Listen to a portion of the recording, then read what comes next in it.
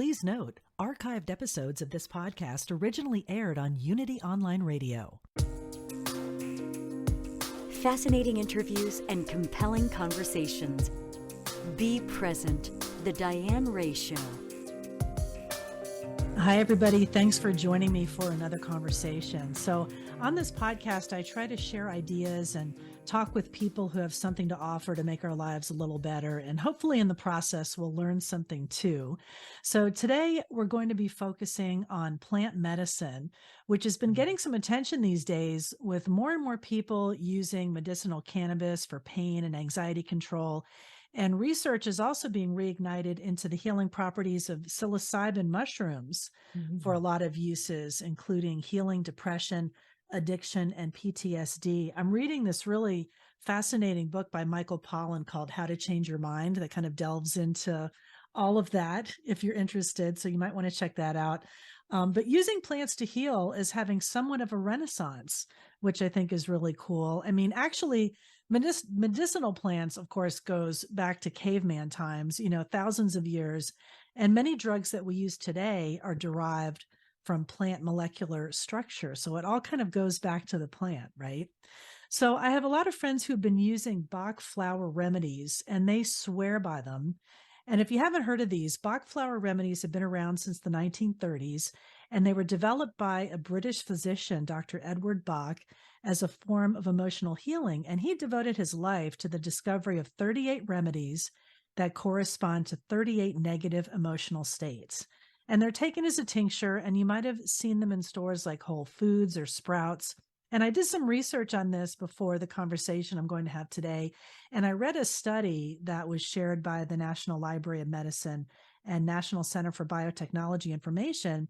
So they went through this whole blah, blah, blah. And basically they concluded that while using the flower remedies are safe, the studies that they did were inconclusive that they had any effect in treating anxiety or ADHD compared to a placebo.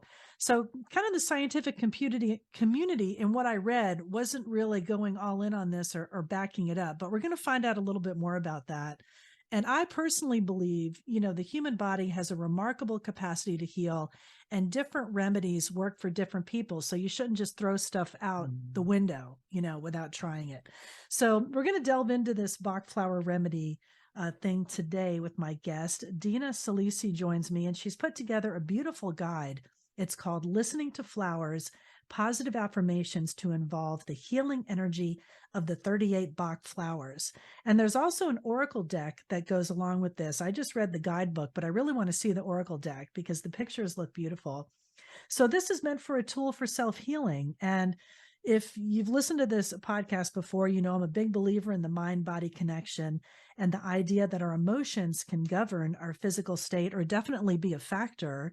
And of course, after all the years of working at Hay House and working around Louise Hay, I'm a big believer in self-talk and affirmations too. So I want to welcome my guest after my lengthy introduction. Dina, thanks for joining the podcast today. Oh, Diane, it's great to be here. And what a beautiful introduction. Thank you so much for covering all of that. Yeah, I just wanted to give people a little bit of the rundown. I mean, I want you to get into it a little deeper because I've been familiar with Bach flower remedies, and I do have friends that really swear by it. And then also when you do a little digging and you do some research, kind of the scientific community turns their nose up at it. They're like, well, it's inconclusive, or, it's not going to hurt you, but it's not really going to work. So I just wanted to get your experience, your background in this, and we'll talk some flowers. So how did you first get interested in this healing method and become involved in it?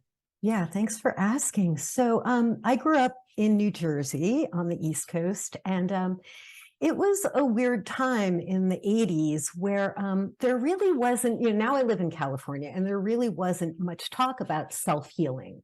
So I used to go into Greenwich Village, and I was always a seeker, and I stumbled into a metaphysical bookstore, and I found Dr. Bach's book, Heal Thyself. And I was like, oh, what's this? And I started flipping through it, and right away, the idea that we could use the energy of flowers, of nature, to shift a negative mindset and to promote healing was just fascinating to me.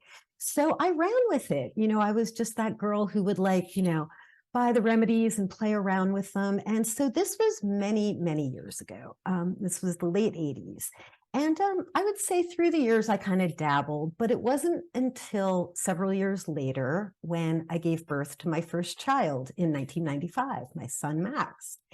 And I had a 3-day labor and no drugs used. I labored at home for 2 days, and then I had to transport to the hospital.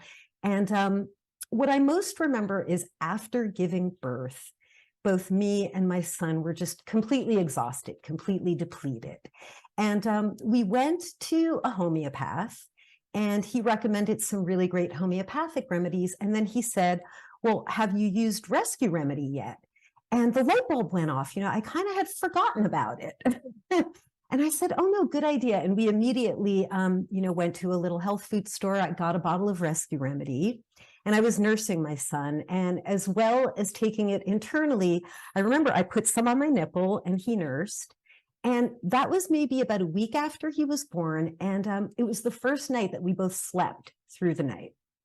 And the next morning I woke up and I felt just a sense of equilibrium that I hadn't felt before. And I mean, anybody who's ever given birth knows that it rocks your world.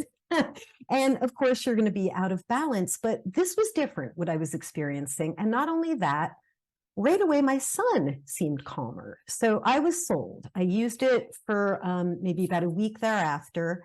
And then I just, got my full set out, got my books out, and I really started, first and foremost, giving myself what I needed in order to heal.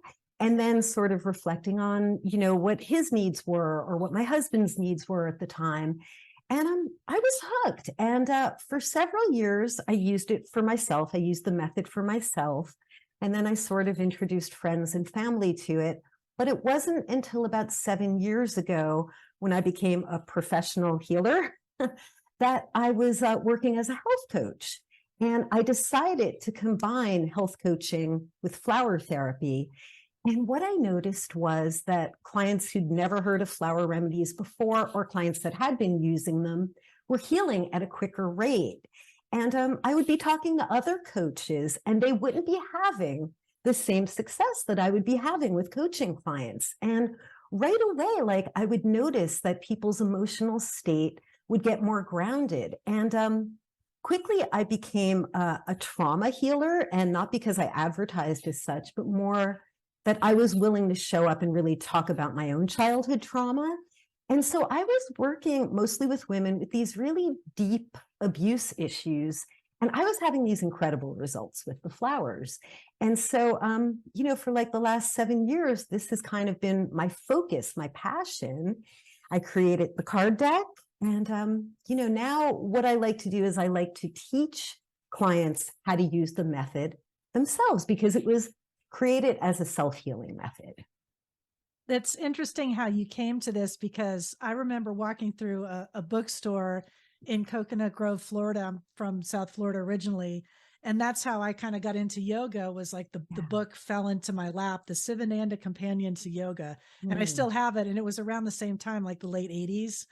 And, doing yoga at that time was obviously not as popular as it is now. So I just think it's interesting how methods and modalities find you, right? It's kind of like a predestined thing, or something, like it's meant for you to find this. Yeah. And then you had really great success with it. And you brought up grief and trauma. And that was one of the questions that I had for you, because so many people are in such deep pain. I mean, just around me, dealing with depression. We're all anxious over the past couple of years of what we've all been through collectively, with the pandemic. So I think, Right. Bringing this to people's attention, this remedy that's been around since the 30s, can really be beneficial. And when you're working with someone who has these kinds of issues, grief and trauma, how do you introduce it, and what remedies do you find work, for depression and things like that? Right. So the first rule with flower therapy is to treat the person, not the disease, right? So we're looking at each human being like just a completely holistic being that has different parts and different reactions. And that's why Bach invented the system, was because he was a doctor and he noticed that two people with the same illness would react differently. So he was sure that the healing began on the emotional level. It wasn't just about giving them medicine, to make the pain go away. And so when I'm working with people with grief, trauma, or whatever, we really take the time for them. What I'm trying to do is I'm trying to teach people how to become aware of what it is they're even feeling. And so this is a really key point, because often we'll go to the expert and we'll want to get fixed when we're suffering, right? Because we just don't want to suffer anymore. And so that might work for a little while, right? But it always comes back to like the root of the suffering. So if we're not getting to the root, then we don't really realize wholeness of being. And so what I try to teach clients and students is, first of all, how do you look within and really determine what it is you're experiencing? So that's my job as the guide, is to try to like draw that out of the person, right? And then once we can get really clear about what specifically they're feeling, then we talk about remedies. So if I do a healing session with somebody, it goes for about an hour. We don't talk about remedies till the last 10 minutes. The whole time we're talking about what is your experience and how does it make you feel? And oftentimes people have never been asked this question by a healer, or especially by a doctor. And so that in and of itself is, creates all this enlightenment and awareness, so that then we can go deeper.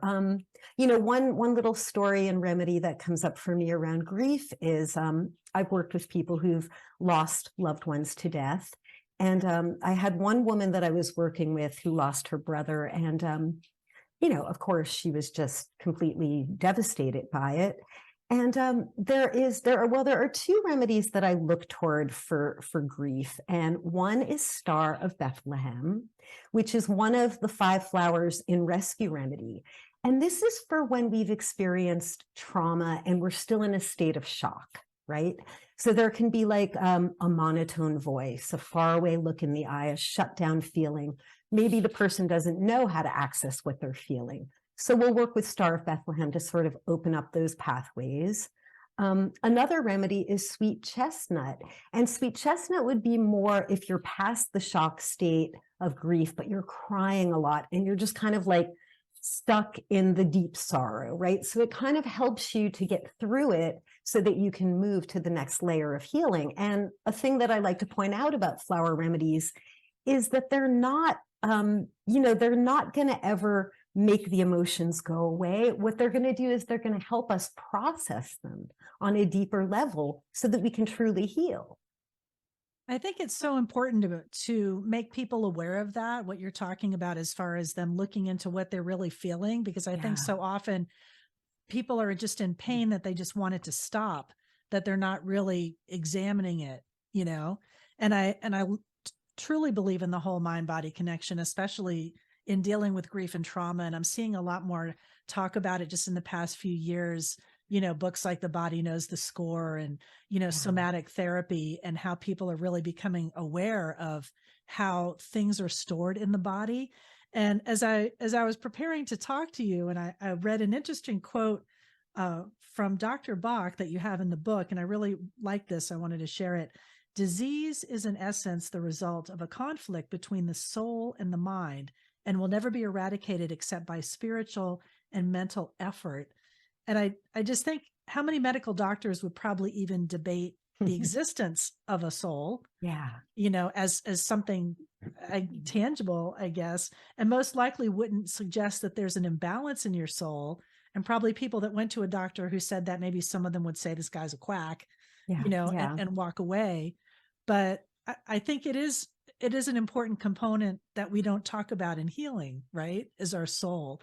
I mean, do you bring that up with people? Like, how do you talk about kind of recognizing that part of us as humans, right? We have souls. I think we do. Yeah, absolutely. Thanks for saying so. And I kind of, my mind goes back to what you said in the beginning about how science, deems it inconclusive because we don't have enough evidence. But can we have evidence of the soul? Can we have evidence of our inner experience? I mean, these are all felt qualities that are spiritual, I guess, in essence, right? Like when we talk about a soul, it does seem like a spiritual thing.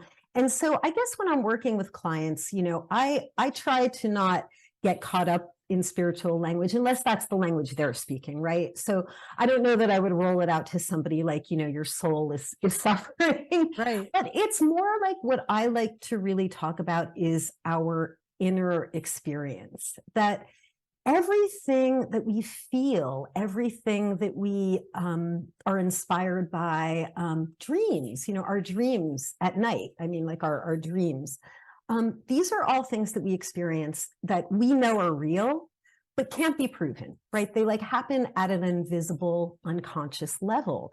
So, I mean, one of the great philosophers, Carl Jung, who was, a very prestigious man, he was a philosopher and a therapist, right? But he believed that everything happens at the unconscious level. So he is a great ally in the work that I do and pointing people sort of in that direction. But yeah, just getting people to go inward. So like, for instance, when I lead healing circles, one of the questions I love to ask is, what do you know to be true? And I do this two ways. I'll say to the group, what I want you to do is look up and ask yourself the question, what do I know to be true? Then go with the first answer that comes. And then do it with your eyes closed and go with the first answer that comes. And every time when we do it with our eyes closed, the answer is so much more evocative and deep and spiritual than when we're saying it with our eyes open, we're looking toward our logic. And we can only know so much with our logic. And the deeper knowing, the deeper awareness always comes from within. Right. I agree. That's so true.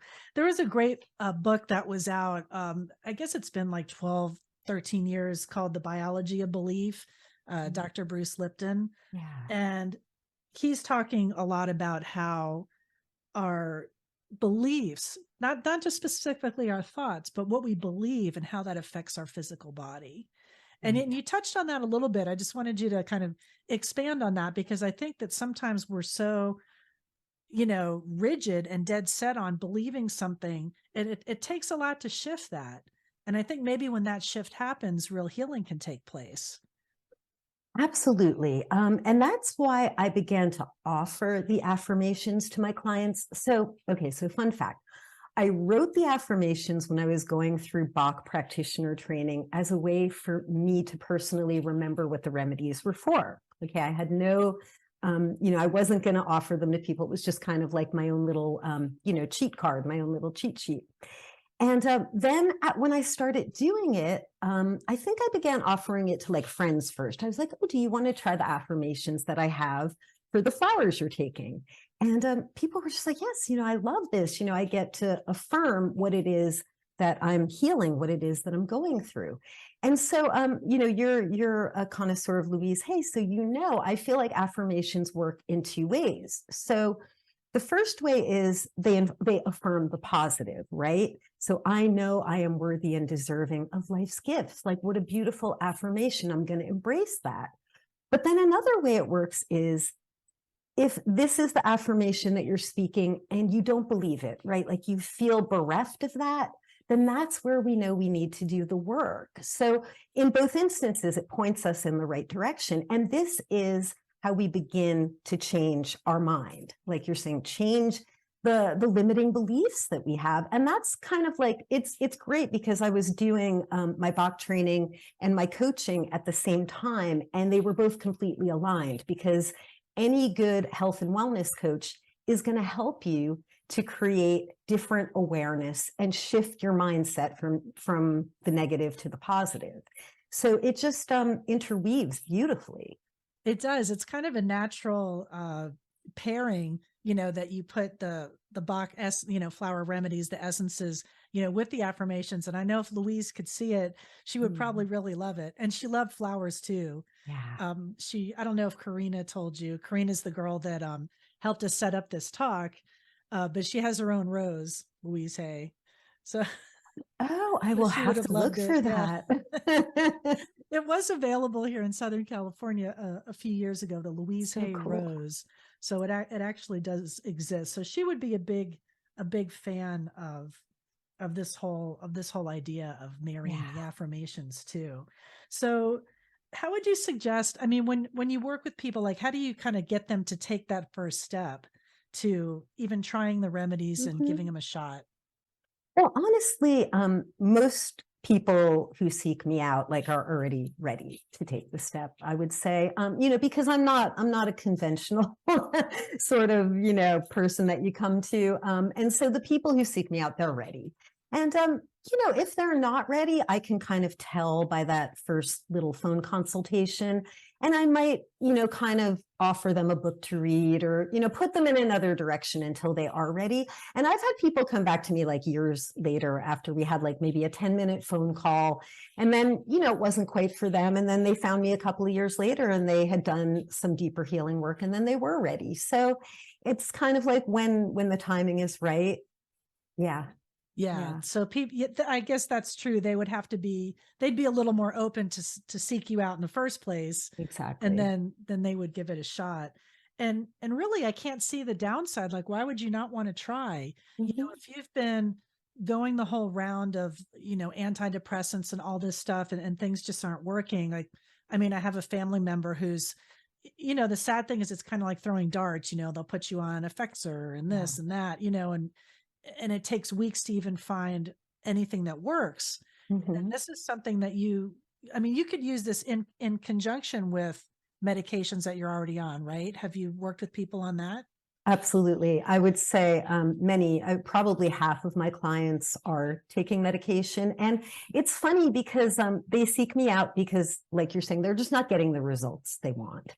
And so, like, I work with people who've been in like talk therapy for years and years, not getting to the root of their problem. And then they come to me and, some of them, I mean, they do stay on their medication, but they take the flowers alongside.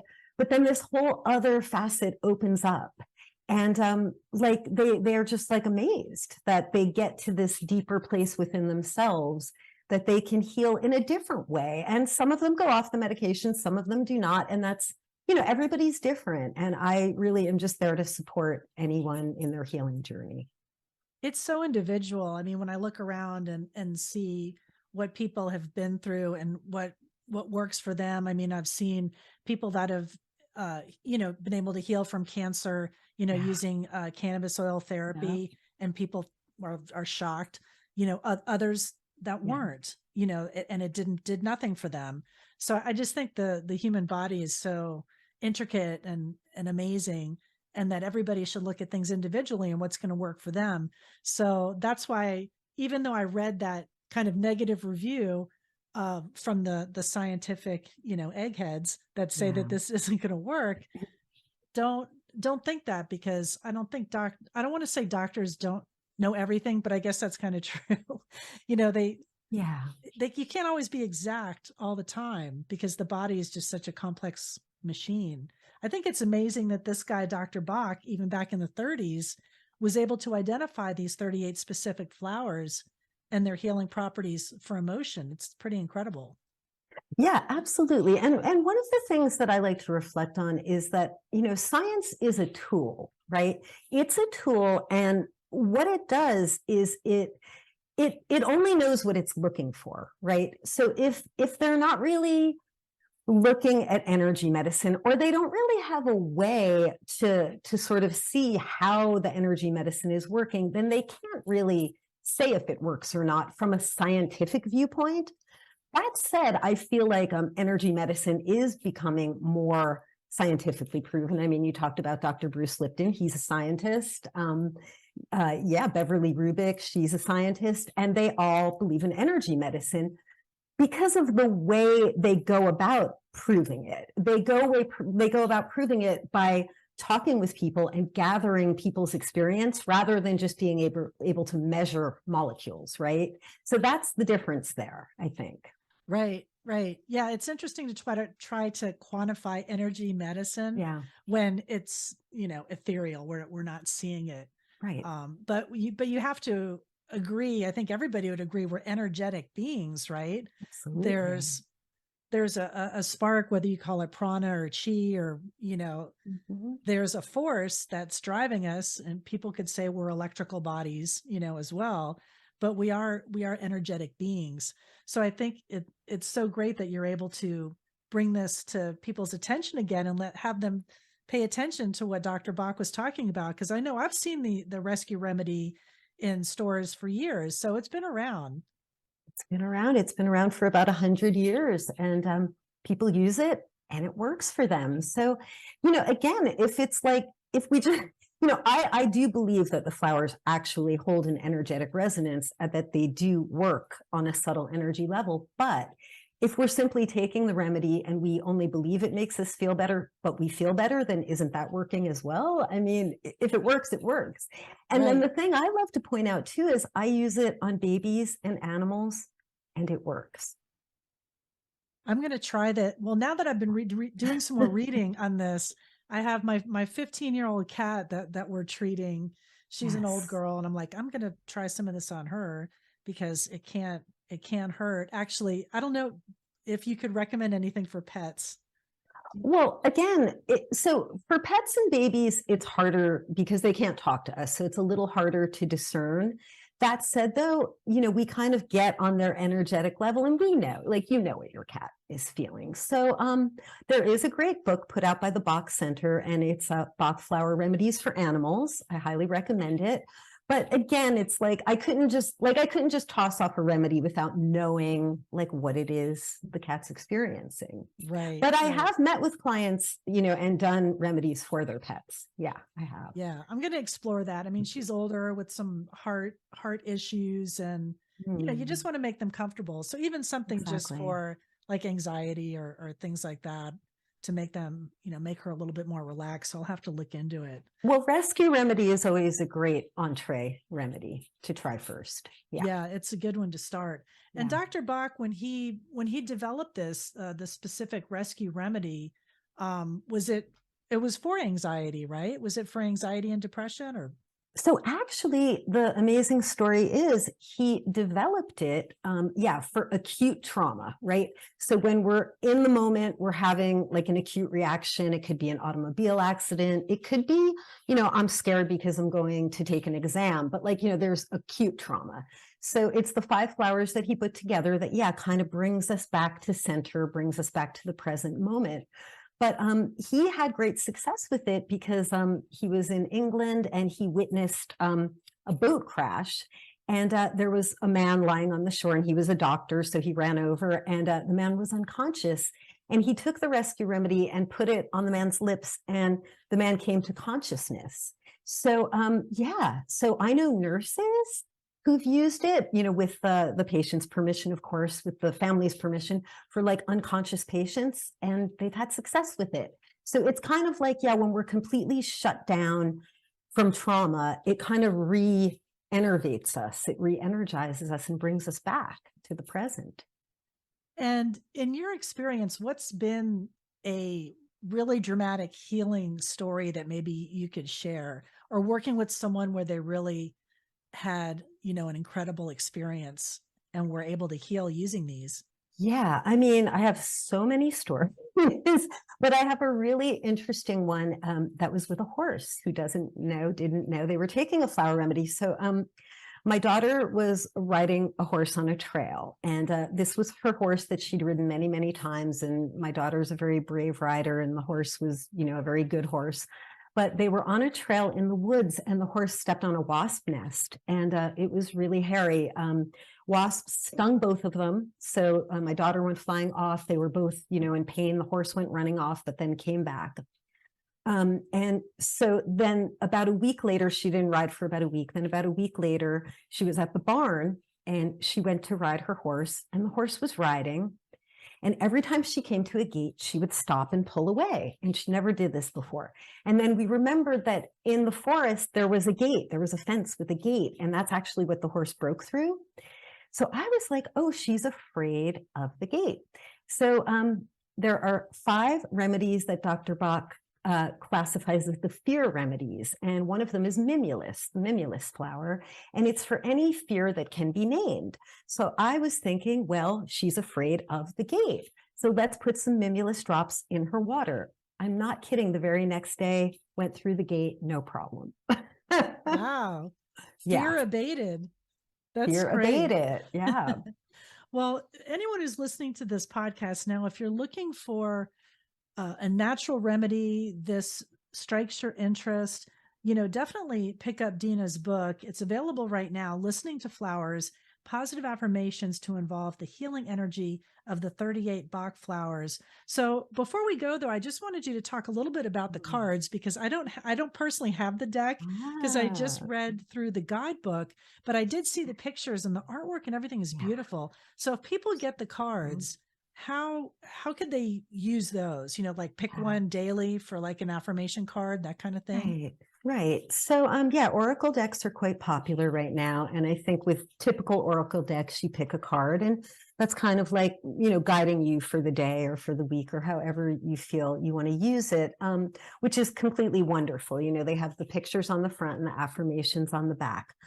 That said, though, if you are working with flower remedies, what I like to do myself and what I like to tell people to do is you can lay out the cards for the remedies you're working with. So let's say you're working with 3 flowers. Let's say you're working with rock rose, aspen, and willow. You can just have those cards and you can work with the different affirmations throughout the few weeks that you're working internally with those remedies to just kind of like, keep the positive mindset going, and also to like remind you of, oh, this is what this flower is providing me with. And so it really does like catalyze the system so much more.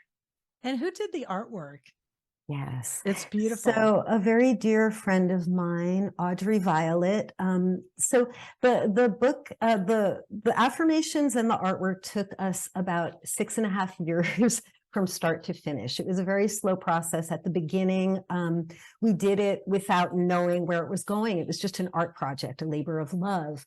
And so Audrey, I gave her each remedy. I didn't give her the affirmations, and I told her to just draw them however she was inspired. And then we kind of melded the two together and they came out beautifully. But at the time she was in art school and she was about 21 years old, and she's just an incredible artist. And I couldn't be happier with her drawings. They're so beautiful. I mean, I'm a big fan of botanical prints anyway. So I was really drawn to them, to the pictures that I saw. So I've got to call my hookup, Karina, tell her to send me the deck, because I want to get the card deck too. So let me send people to your website to reach out for more information. What's the best place they can go? Sure. So it's my name, Saalisi.com.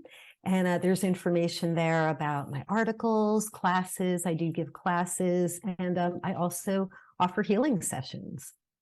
Well, I hope people head over to your site and also grab the book. It'll be on Amazon. It is available now on Amazon.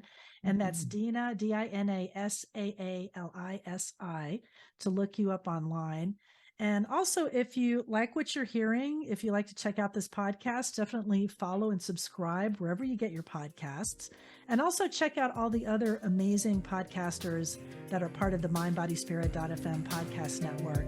I appreciate it. And thank you, Dina, for spending some time with me today. Oh, thank you, Diane. Be well.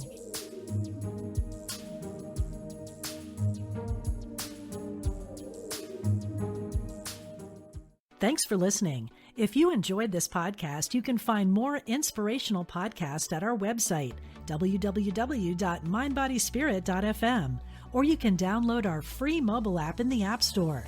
Look for mindbodyspirit.fm.